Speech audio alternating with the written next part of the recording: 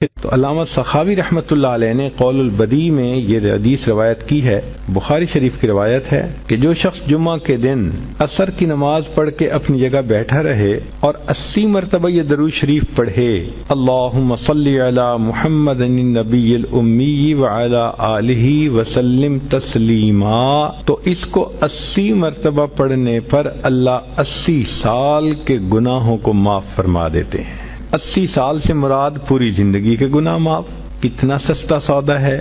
ہر جمعے کو یہ عمل ہم کر سکتے ہیں۔ بلکہ عورتوں کو چاہیے کہ وہ تو جمعہ کے دن عصر کی نماز کے بعد ساری عورتیں گھر میں اکٹھی ہو جائیں، بچے بھی اکٹھے ہو جائیں، عصر کی نماز پڑھ لیں اپنی اپنی، اور پھر وہیں بیٹھے بیٹھے سب بچے بچیاں عورتیں سب کے سب 80 مرتبہ درود شریف یہ پڑھیں، پھر دیکھیں اللہ تعالیٰ کی طرف سے کیسے برکتیں اس گھر میں آتی ہیں۔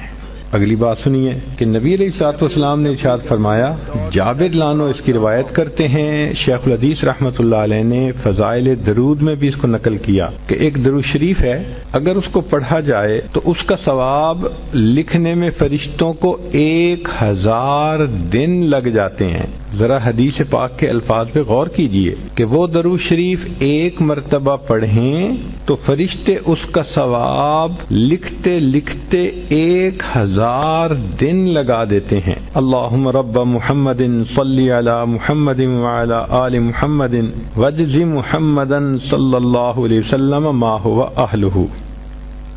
ایک حدیث پاک میں ہے، جو شخص نماز فجر سے پہلے 3 مرتبہ یہ کلمہ پڑھے